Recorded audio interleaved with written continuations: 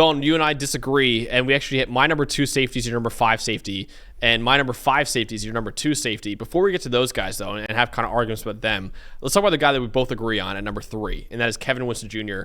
out of Penn State. You and I are still very, very high on Kevin Winston Jr. He is damn near close to being my number 2 safety in this draft. Why is Kevin Winston Jr. should not be forgotten about in this class? Well, I think if he was healthy this year and he didn't have the torn ACL and the surgery, I think he would have been a first-round pick. Yeah. I really do. I think you're talking about a guy, that 92.8 tackling grade, that stands out to me from 2023. He's only missed 2 tackles in his whole career at Penn State. Granted, that's 2 years and change, but I think you could argue he's the best tackler, not just at safety, at any position in this draft. That's a valuable skill. It is. And especially in college where it feels like there's times when nobody can tackle. Kevin Winston Jr. might be the best tackler in this whole class. I think when you're talking about the quintessential modern strong safety, great tackler, fantastic, arguably the best safety in this class in run support. Yeah. I could easily argue that. I think he's figuring it out in coverage. I think he's better right now, lower towards the line of scrimmage. Again, that cover 3 curl flat is somewhere I could see him absolutely making a living. And I think as far as I think he's got the speed. He ran a 4.4, was it 4.46 recently he ran at Penn State's Pro Day? I think he's got the speed to play back single high, but he doesn't have the experience yet. He's got to learn how to break and how to take some angles back there as a single high free safety. But you're talking about a box safety. There's not many better in this class than Kevin Winston, and we just haven't seen him play this year. I was meaning to ask you, too, those first 2 games that he played this year, was the ACL already torn? Was he playing on it? Or did he tear it in the Bowling Green game? No, he tore it I believe, in practice after the Bowling Green game. Okay, I wasn't sure because he was still great in run defense in those 2 games, and the coverage was up and down, obviously. But it's early in the year, and he's not the most experienced elite coverage player yet, especially back deep. But you look at the speed, the athleticism, the tackling, the physicality. There's a lot to like with Kevin Winston Jr. Look, he's going to go because of the injury, and we'll see how the recovery process goes. Late in the second, maybe even early in the 3rd round, that could be a steal because if he was healthy, I think he's a top 30 talent in this draft. He's number 92 on the consensus board, which means he's right now a late 3rd round prospect. I think that's a steal. That's an absolute steal if he goes in the 3rd. I think there's even a couple of teams late in the 2nd that should think about it. This guy's talent. You look at that 2023 season.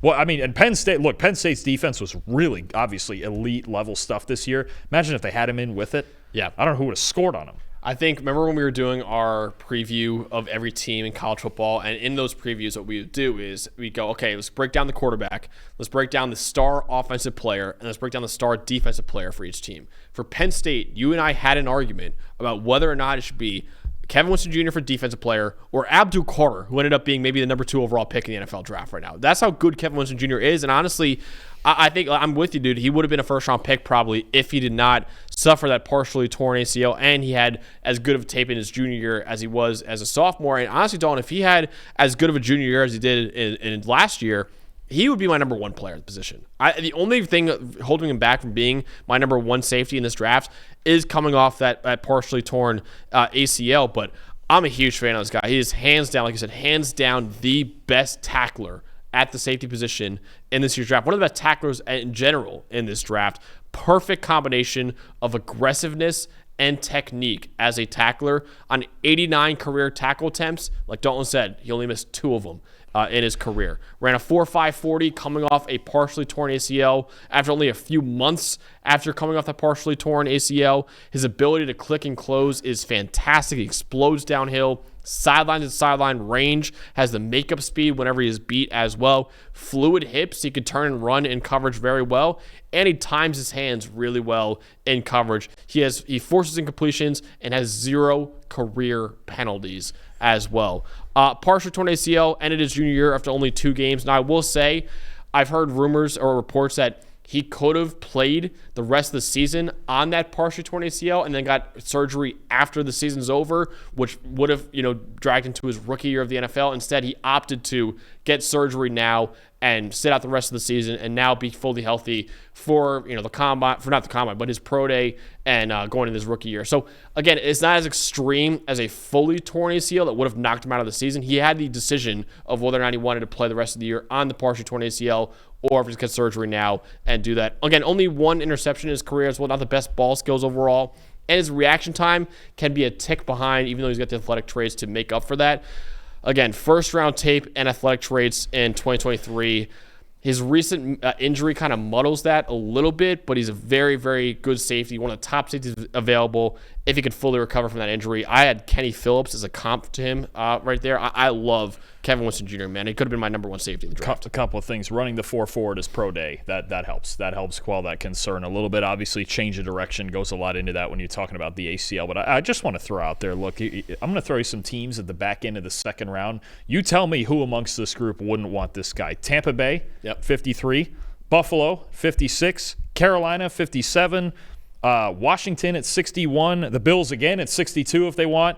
The Eagles at 64. I mean, any of those places at the back end of the second round, I'm thinking about it. The Buffalo Bills. I mean, are you kidding me? With 2 second-round picks back there, if they're not going to trade up in the first round, do anything, take the gamble. Take Kevin Winston Jr. That's a guy I think is perfect for their defense. I think he could make them a lot better. I think there's plenty of teams in the back end of the second round that would take him as an absolute steal. If somehow he goes where consensus has him right now, I wrote an article breaking down for teams that only had 2 picks on day 1 and day 2, how they can nail the draft. And I had Minnesota going with a D tackle in the first round, and then if they somehow get him at number 97 overall, that'd be a dream draft. If they didn't trade down, which I still obviously think is a very real possibility. Yeah. Let's say their draft haul was Walter Nolan, Kevin Winston. Yeah.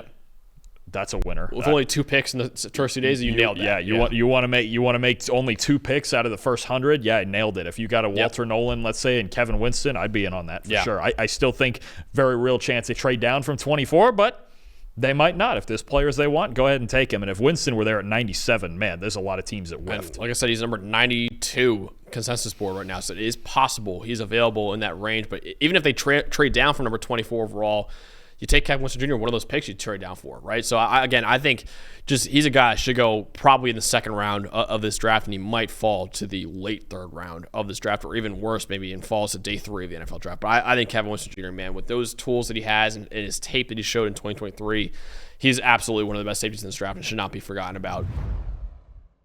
Hey, thanks for watching another episode of the PFF College Football Show. Please make sure you guys subscribe to the channel. Also, subscribe to PFF Plus at subscribe.pff.com for all of the same data and grades that we use in our show, plus fantasy tools, betting tools, and our mock draft simulator.